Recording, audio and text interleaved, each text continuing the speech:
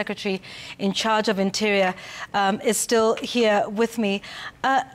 CS, let's talk about the Jukwaa la Usalama, trips that was across the 47 counties.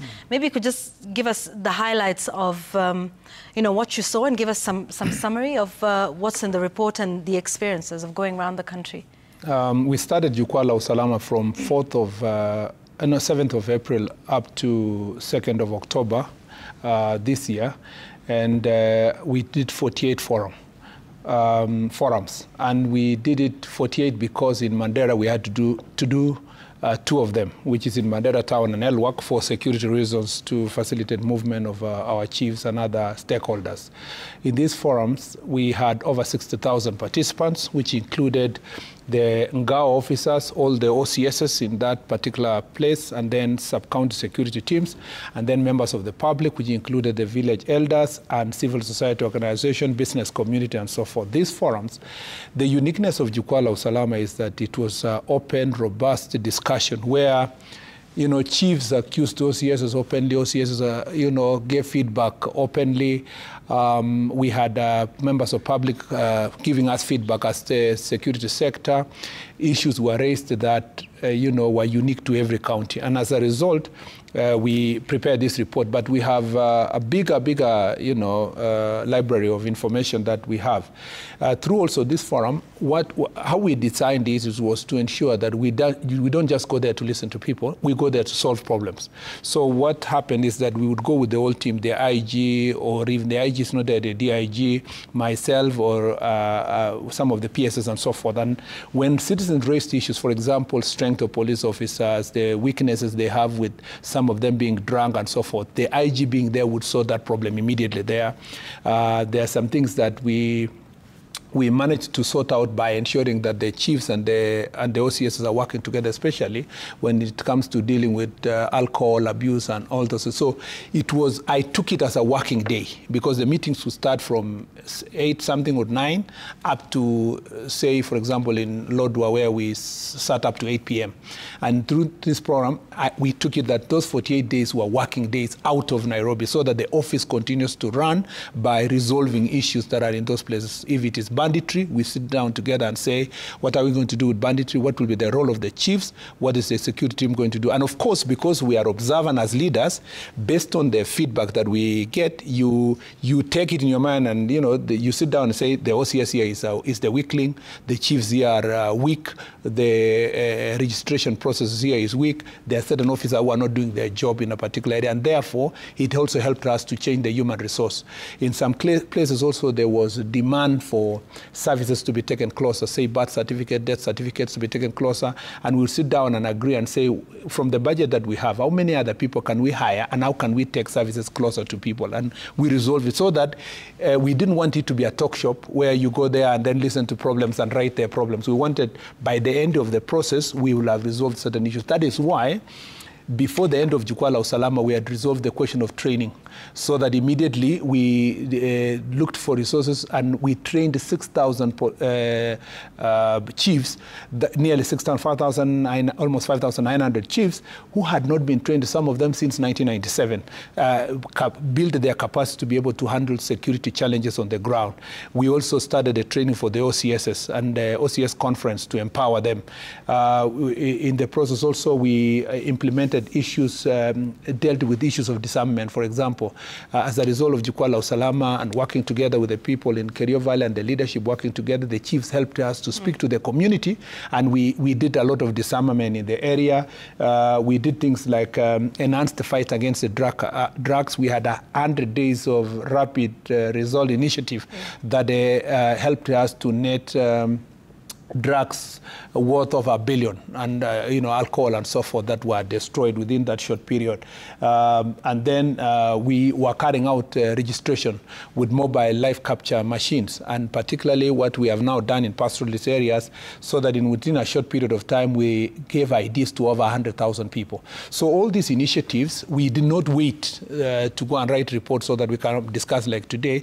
We made sure that everything that was supposed to be implemented, we implemented at that particular time. time. Okay. Last thing I'd like to say about JUQUA is that it is modeled around the bottom-up economic transformation agenda.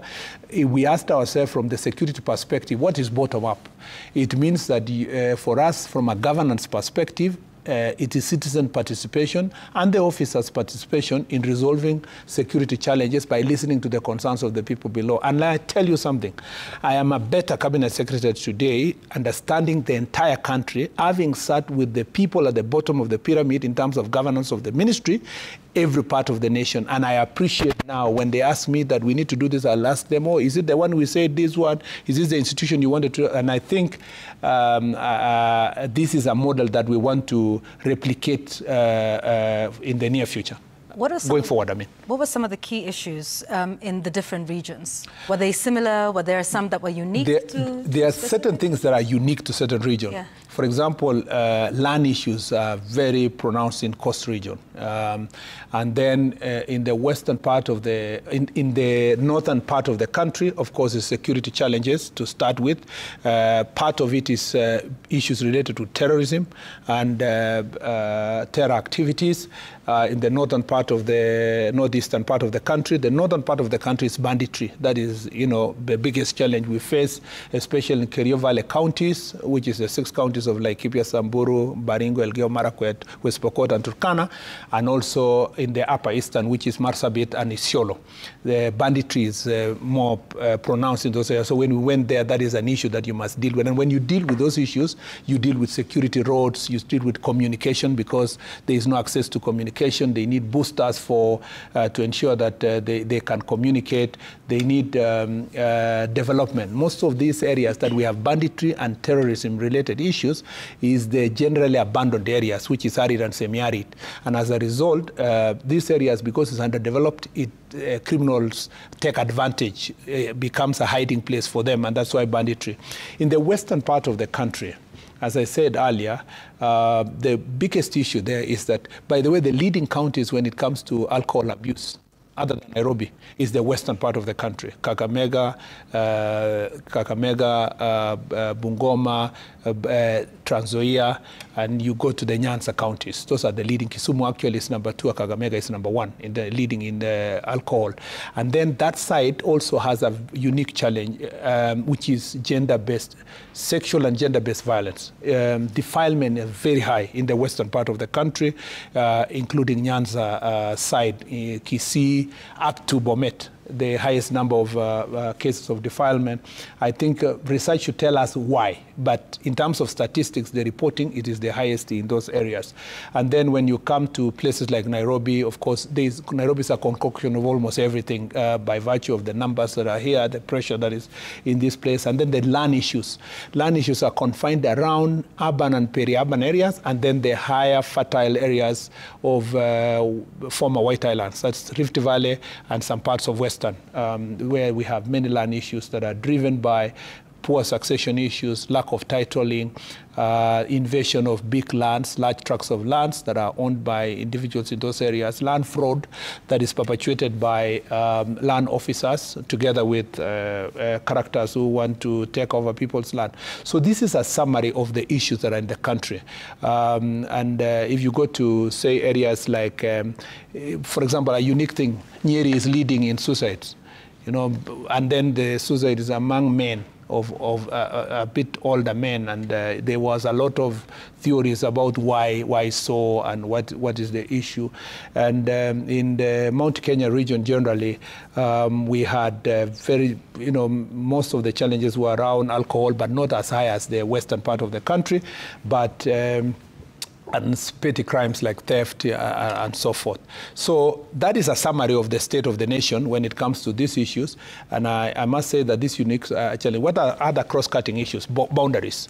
There is a fight over boundaries across the country. I remember in the Senate, and Senator Mutula Kilonzo Jr., as he then was, who is a governor now, had come up with a bill of demarcating county boundaries. And it's a big issue. It's a big issue between Lamu and Garissa, between Kitui and Tana River, between West Pokot and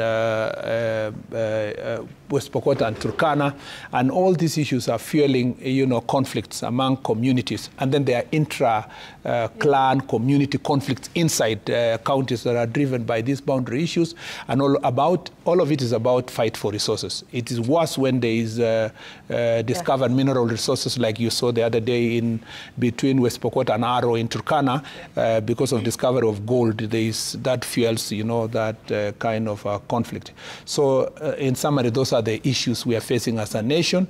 But the good news is that the security teams, after rearranging them, you see, when you rearrange and facilitate them, you see a very great response in terms of reducing crime. Okay. There's a recommendation or a directive to restructure, or is it expand the anti-narcotics unit? Could you talk to us about that? Yes, that drugs, let me say this, drugs and alcohol abuse is a big challenge we are facing now among young people. And these drug peddlers are targeting institutions of higher learning. Around universities and colleges, they have established networks for distribution of these drugs, and then the challenge of the urban areas. Part of the reason why we have challenges of drugs is porous border.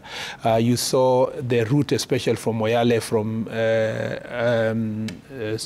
Ethiopia, has become a very notorious route for carrying very serious drugs to the country. An operation was done there, and it has helped.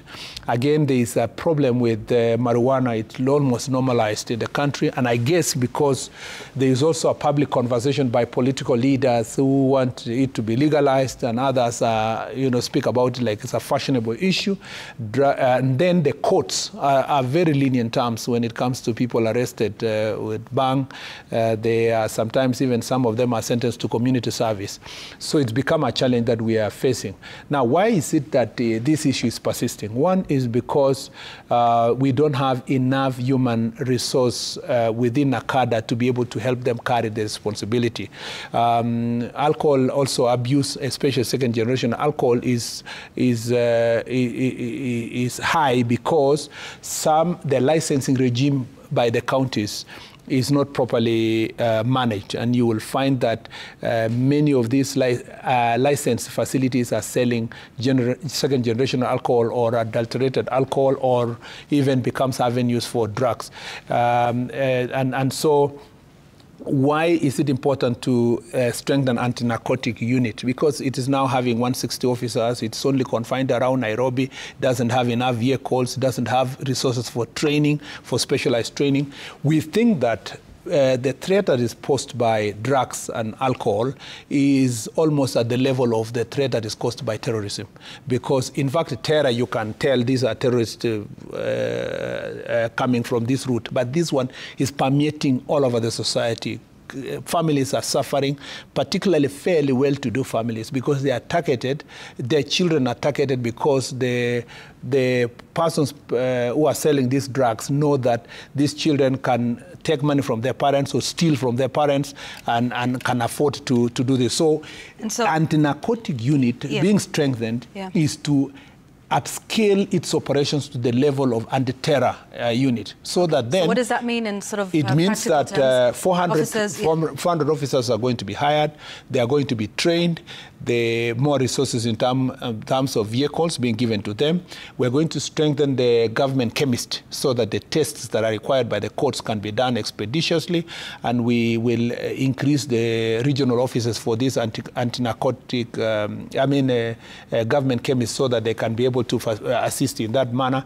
And we want a multi-agency approach so that it's intelligence-led. There's an infusion of the DCI doing its job, but also there's support for intelligence team, and there's support also from the public through NACADA and the NGAO team, so that the chiefs, the assistant chiefs are infused. So this multi-agency approach, which is the approach we are using in fight against the terror, has borne very good results, is going to be the next approach. We want, when Kenyans see the anti-narcotic unit, they see that this is the savior that is going to protect their children. Okay. There are quite some well, ambitious proposals, and some of them which would cost money. So 900 police stations to be built in 2 years. The government to procure 3,000 vehicles, giving priority to electric vehicles. There is the formal recognition of village elders and then giving them a stipend of 3,000 shillings each. And then there is chiefs and assistant chiefs, their AIE is increased by 15,000 shillings quarterly. I mean, this is quite a lot, and this is, you know, an expense. Could you talk to us about how you're going to fund all? First, let me say that on the infrastructure, we have a problem with police infrastructure. It is evident. You go all over the place, police stations, some of them 1930s and so forth, and we expect them to give us better results. So we had to have a conversation with the housing department so that then through the support of the Ministry of Housing and Housing Levy, we can build 300 of them. NGCDF already is building, most of the constituencies are building police stations. So we are saying, we are encouraging the NGCDF to only build one police station per every sub-county, and then, which means it's affordable because it is spread, and the law allows them to do so. The amount is spread across one constituency, just setting aside maybe 20 million, and they can pace it between two financial years. And then now the 300 is going to be budgeted through the Treasury, and which comes to, because we are going to do 300 police stations, that's about 3 billion. That can be budgeted also within 2 financial years, and that discussion we have had with the Treasury, and it is possible. On the question of vehicle, let me just say, for the police stations and the chief's offices, Ngao offices and so forth, we have provided standard designs for all police stations across the country, which are been costed and seen to be affordable, so that then this is achieved. Now, on the question of the vehicles, already this was an ongoing procurement. It's only that it's stalled at some point, and the Treasury and us have been working on it to upscale the vehicles to 3,000, and this is a leased program, just the same as the one that is existing now. We are expanding the lease program, so the resources are spread also over 7 to 10 years, based on the negotiation we'll have on lease program. The only challenge now is dealing with a good supplier for the first time who can give us a good number of electric vehicles, particularly in these all urban areas. It will help us resolve this problem. Also, to sort out this issue of Ngao officers not having vehicles, particularly the ACCs, we are thinking we can have a plan where the ACC will contribute certain amount, government contributes certain amount, they buy a vehicle and it's your own vehicle. Then you can maintain it, and then you use the AIEs that you are given to you to run the vehicle so that you have a decent transport mechanism. On the village elders, this is an issue that has been, many governments from President Kibaki, President Uhuru, and then us. And so we thought that, and so many motions, bills, proposals have been made. And we thought that this is an issue that is long overdue. It is also possible to budget for it. It is modeled around, why it's 3,000 shillings, modeled around the social fund that is supporting the elderly and the indigents in the country. And this is the figure that's achievable. Just assume, for example, that the number of older people and persons with disabilities and so forth who are getting support now have been expanded by 100,000. And since we have up to June to start expanding it, the budgeting process will resolve that issue. Finally, is that the AIE is also achievable. It's not a lot of money when you look at it quarterly, because there are only 13, there are about 15,000 chiefs and assistant chiefs. That comes to less than $1 billion in a year. So again, the discussion had already been made with Treasury, and this is achievable. It's budgeted. It's not just statements that are. It is planned. It is planned. Okay. And so that is why. Sorry, it's planned for the next. It's next financial year. Okay. That is why. So all of these proposals will take effect. Will take effect from 1st of June. Okay. I want to ask you this regarding one of those proposals. You said in your tweet, and we had the president say it, directing the police officers in the rank of constable who are aged 50 years and above to be promoted. Yes. Well, by the time you are 50 years and you are still a constable, which is the lowest rank, it means that you have been there for at least 30 years. That is a very long time, especially like now we've recruited officers. They're 18, 19, 20, say even if you are 25. By the time you are 50, you've done 25 years in service. So it is only fair that you at least move one rank as you wait for your retirement, which is going to happen in less than 10 years, and that had already been factored by National Police Service. All right, but the president was giving this direction? In what capacity?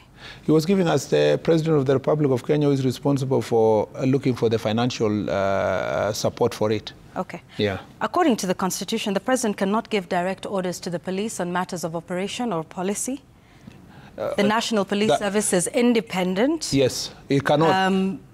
But policy directions can be given by yourself, the Cabinet Secretary. Yes. But so again, I ask, in what capacity was the President as the President of directing? Kenya? No, what the Constitution says, he cannot give directions on operations. Operations means arrest Yvonne, arrest Murkomen or somebody else. But the President can increase their salary.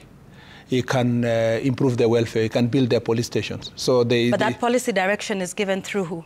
He can give it directly or through myself, because, you know, the President, being the chair of the cabinet, I'm just, even the Constitution talks about other policies, but these are when you are giving policy directions that are non-operation in nature. An operation for this matter is not... Understood. Yes, exactly. But the President can give policy directions in writing to the Cabinet Secretary.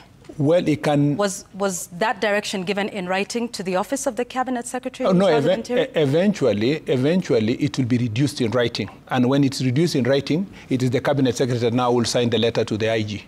Eventually, when we reduce these directives into writing. So there's no written directive eventually, to you as the Cabinet Secretary? No, not yet. So he said that before giving no, what we did was that these policy decisions were subjected to National Security Council discussions.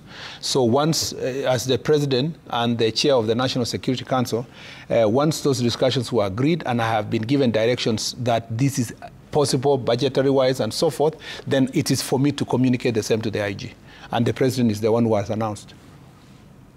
Okay, let's take some questions now from our viewers who are watching. Maybe before you take the questions, the only one thing I just wanted to emphasize is that in the banditry sector, I think it's important to tell the people of Kenya that this government has made tremendous progress in terms of issues of banditry. Especially along the Kerio Valley, we've been able to do massive disarmament. We've been able to ensure that people who had been chased from their homes are back, especially in places like Baringo. Schools have been reopened. We have ensured that communities are living together. Now, also to tell the people of Kenya that our focus now is in this Meru, Isiolo, Samburu belt, that we are still facing some challenges, and some parts of Pokot and Turkana, a small area there. And I promise the people of Kenya that using the same strategies that we have applied in the last few months, applied in these areas, we are going to sort out this issue of banditry. I just wanted to say so because it's a live matter, particularly in the Meru, Isiolo, and Samburu belt in this corner, where we're still facing some challenges. Okay, let's take some of those questions now. Here we are. For the 15,000 plus sick, injured, bedridden, old and weak or medically unfit officers, what is the CS doing to fast-track retirement on medical grounds, pay legally due benefits and recruit replacements immediately? Over 30,000 underperforming civil servants could also be retired and replaced. That is from Ndishu. I am not, to be very honest, I'm not aware about the 15,000 sick, injured, bedridden, old and weak officers. But there is a policy that deals with every police officer. We don't retire them because they got injured when they were on duty. Instead, we deploy them to perform office duties and so forth, especially those who get injured. And of course, those who want to take retirement, there is a retirement policy within the National Police Service. Okay, let's take the next question. And we have that here. CS Murkomen has mentioned the low education level of these overzealous officers. Why then do they recruit them from low-level education while we know they focus more on physical fitness instead of individuals who can make better judgment? First of all, is that police and the defense forces generally recruit officers for different reasons. There are officers who are ground officers who become constables. There are those who are hired for purpose of leadership. Generally, they are called cadets and so forth. So everybody plays their role. And there is no reason why Kenyans who have, say, a D plus, should not be given a chance to serve as constables, because those ones are more focused. Most of them, once they are recruited to service, they are willing to serve any part of the country, and they do not want to run away from responsibility because suddenly they've gotten new degree qualifications and they want to leave, use their service to leave to other places. They have full dedication, and this is not, in other countries you don't even need to provide any education papers. You are recruited, you just look at the physical fitness and then you're recruited. Okay. Here is another question, sorry, before we go to that one. Have you made any arrests in Malava and Mbere following the violence witnessed? Well, I know investigations were ongoing, so I need to find, but there were some arrests that were done in, some arrests were done in Malava immediately. Some of those issues happened. That the same was done in Homa Bay. I would have to inquire from the Office of the Inspector General how far they are with investigation, how many people have been arrested. And like in Homa Bay, I know that there are some people who are still being held by the in remand, awaiting arraignment in court to facilitate further investigation. So, okay. Yeah. And here's another one from a viewer who says, CS Murkomen, you say the president has no role in giving directives in charge of operations, but yet the president did talk about shooting protesters in the leg. Yeah. And giving a directive. No, he didn't give a directive. He gave his advice. A directive must be in writing. That's the Constitution. But a directive we've seen him make today that is not yet in writing, like you say. Yeah, that's what I'm saying. Even those directives, he was pronouncing what it will be reduced in writing by myself. Okay. Yeah. Here's another question, again, to do with the issue of operations.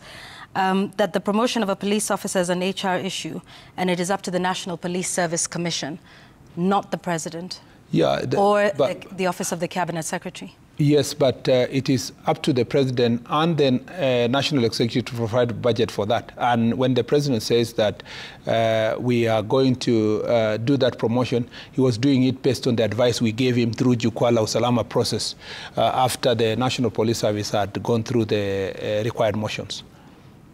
So he was announcing what we had already, consultation has already been done. Yeah, but the law goes beyond the issue of consultation, right, Waziri? Yeah. It says on the recommendation of the Inspector General, who will develop and keep under review all matters relating to human resources, policies of members of the service. All those processes, we have gone through all this process.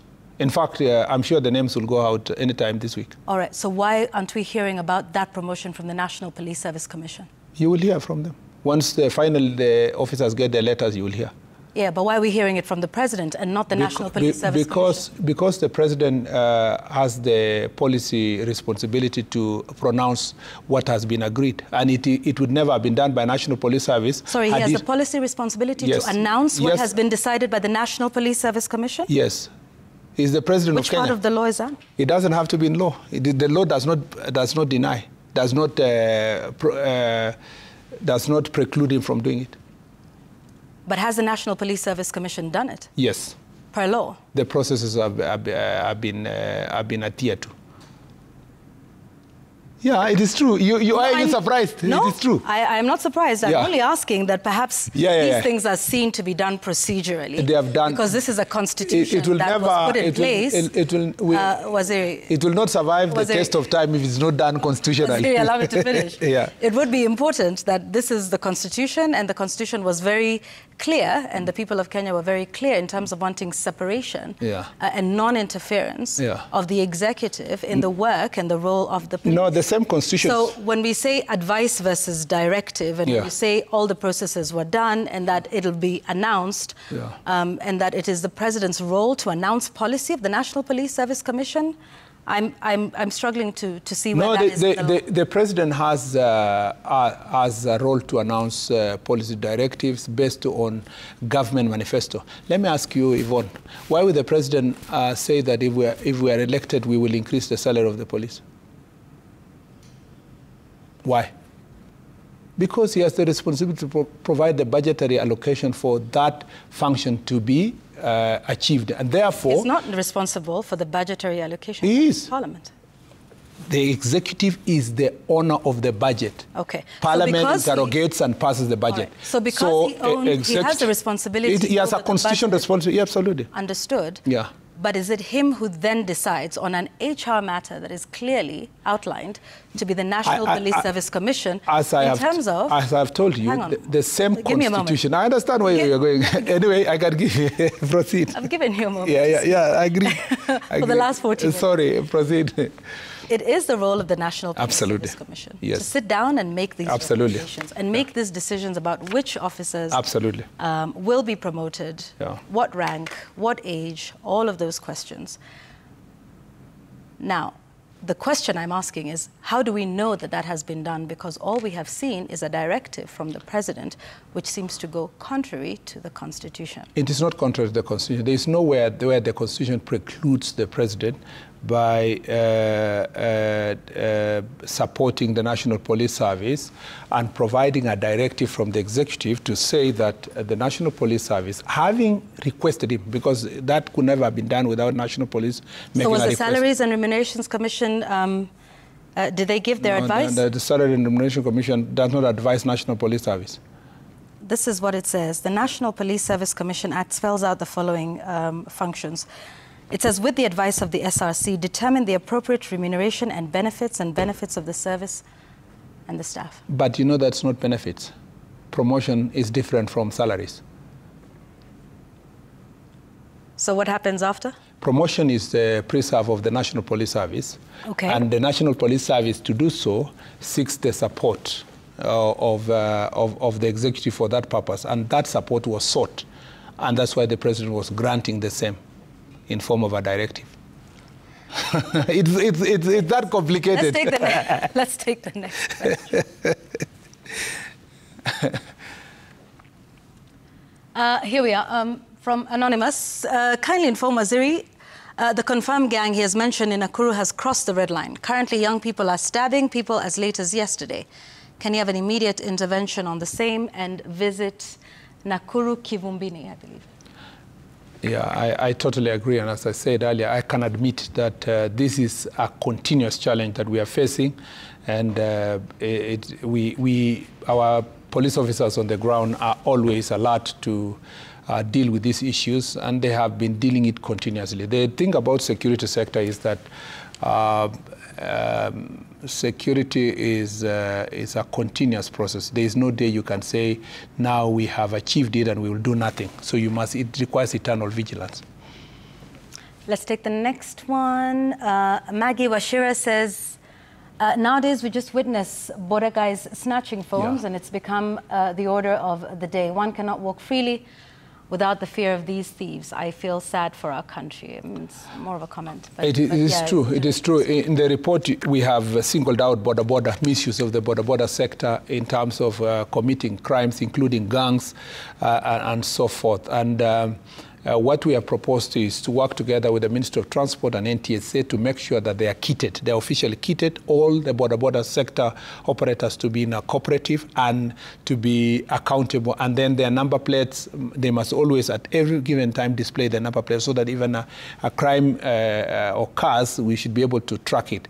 What we want to do also for all the urban, most of the urban areas, actually we are targeting about 6 or 7 urban areas. We want to expand the IC3 program, which is the information communication, these cameras that we have been deploying across the country.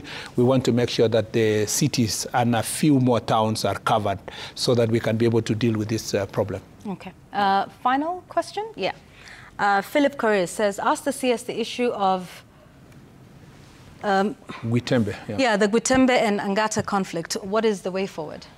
Well, I think we have made progress in terms of Angata conflict when the land issue was dealt with. The Gwitembe issue is still being handled. I had a meeting this evening with Honorable Kitayama, Honorable Robi, Honorable Joanna Ngeno, and Honorable Sunkuli to discuss. We discussed extensively strategies of addressing these issues, including the proliferation of small arms around between Narok and Migori counties. And the Inspector General of Police has promised to make sure that he carries out also an operation to snatch or to take away these guns from these criminals who have causing havoc in that area. We are also working on strengthening the police presence in that place. There was one police post, if you saw in the news that time when we had a problem in Angata, some citizens went and destroyed a police camp that was there. We have now agreed that we need to restore and rebuild. You saw when I was in Jukwaa la Usalama, Migori, we had a problem with some of the officers operating there because they were drunk and disorderly and so forth. And I've told the IG that he needs to make sure that the police officers who are deployed to different parts of the country are not, like such sensitive areas, you don't send people there as a question of punishment. If someone is struggling with alcohol, they should be taken to rehabilitation, not being sent to certain areas. And then, the security situation is worsened in particular corners of the country. And hopefully we are agreeing on the day I will go have a barasa on the issue around Lolgorian and the challenges that we have in that area about land. But by and large, the Angata issue, land issue has been resorted. The Gwitembe area is where we still have a challenge, and we discuss with the MPs how we are going to go about it. All right, so yes, closing comments. I have about 2 minutes. Well, I want to thank you. Yeah, thank you very much. I want to thank all the stakeholders across Kenya who gave their views. I promise the people of Kenya that the views in Jukwaa la Usalama will be fully implemented. We will remain accountable to the people of Kenya through channels like yourself and the media and directly. And I promise also that the Jukwaa la Usalama will not be a one-off. We have agreed that sub-county and county security teams should be able to hold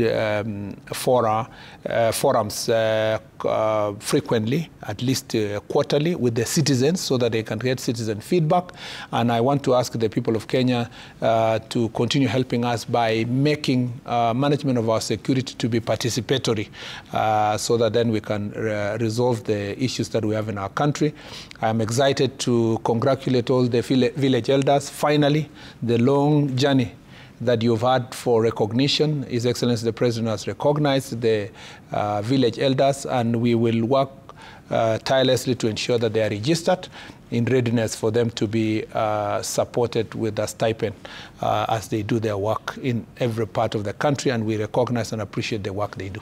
Thank you. Yeah. Cabinet Secretary, Ministry of Interior and National Administration, Kipchumba Murkomen, thank you for being with us. Thank you very much. On The Explainer tonight, let's take a break. We're back with more. Let's go. Ndo sasa fomu ya kushinda milioni na shangwe 25. Ukitumia Safaricom unapata nafasi ya kuwa mshindi popote ulipo.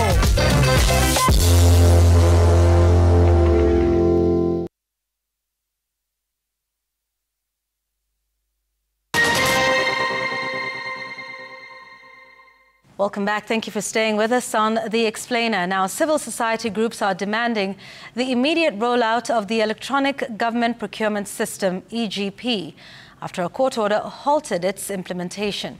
They warn that corruption in national and county procurement has surged, now costing Kenyans up to 3 billion shillings daily, up from 2 billion under the previous regime. This follows the launch of a Citizen Watch Manual, a new tool designed to help Kenyans track, question and report corruption in public contracts. Willie Lusige reports. Civil society groups led by Peace and Transparency International say procurement and contracting remain the biggest corruption loopholes in both national and county governments. They warn that the country is now losing between 2.7 and 3 billion shillings every day, money that should be funding essential public services. And previously we used to lose 2 billion a day. Nowadays we lose 3 billion a day. If 70% of that is lost to corruption, then to procurement, then we lose 2.7 billion to corruption. The bulk of corruption money is lost through procurement. The lobby groups insist that the e-procurement system, though not perfect, will seal major loopholes and stop billions from leaking through inflated tenders and questionable contracts. Unfortunately, we are not yet able to start e-procurement as a country. Why? Because we started e-procurement before we amended the law. So because of that, the court has stopped e-procurement for some time. We need e-procurement to monitor processes. Systems will not solve everything, but they are necessary based on where we are. Many essential stages in the procurement process that we don't look at, and that's where a lot of the corruption is. For instance, even in the budgeting stage, we know, of course, the case of Kenya and budgeted corruption, don't we? The newly launched Citizen Watch manual aims to empower Kenyans to follow the money, to know who won the tenders, who owns the companies, how much contracts cost, and to spot corruption in government procurement at both national and county levels. You know the CR12 forms, the ones that give information on who owns the companies? Many times we're still having proxies, proxies. We're not seeing the real owners of companies in those documents, but there should be sanctions against people who are falsifying this information. Activists say the manual will also help build a strong movement demanding accountability and transparency in all public contracting. The kind of mind-boggling corruption that is in procurement at the national level is serious. And we cannot deal with this thing unless we build a system. Could we now use the resources, the tools that we have built, to build the movement for integrity, the movement for accountability, because that's the only thing that we are missing. Willie Lusige, Citizen TV, Nairobi. The judiciary has been challenged to reform its operations to attract more Kenyans to seek justice through the courts. Currently, only 10% of Kenyans turn to the judiciary, with the majority opting for alternative justice systems. The judiciary is now looking to expand access to justice and collaborate with other East African countries to make those services more accessible and user-friendly. Judges, magistrates and judicial officers from East Africa meeting in Nairobi acknowledged the cross-cutting challenges that residents of their country face in accessing justice. So for many of our people, the former court system remains slow, it remains costly, it remains distant, and many times intimidating.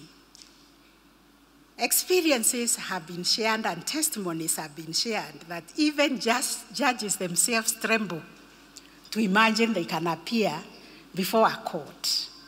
Let me say I'm one of those who also fear to appear before a court. Even those of us who are lawyers and judges, the courtroom disorients us. How much so for the citizen who is pursuing some issue, and they are from a corner there, and this is their first experience before a judge or a magistrate. For millions, especially women, youth, small entrepreneurs, and rural communities, the justice system appears more like a fortress than a support structure. According to the Kenyan judiciary, access to justice remains poor, with only 10% of the population trusting the courts enough to seek solutions from them. 19% cannot deal with their disputes. They have disputes, they have problems, but they die with them. 71% seek alternatives. The numbers are nearly identical for the other countries in the region, underscoring the need for an integrated collaborative approach to solutions, which the judiciaries agree include moving towards people-centered justice. That our judiciaries have increasingly embraced multi-door approaches to justice. Mechanisms such as the alternative justice systems, AJS, court annexed mediation, small claims courts, and restorative justice processes reflect a growing recognition that justice cannot be confined to stone buildings or rigid procedures.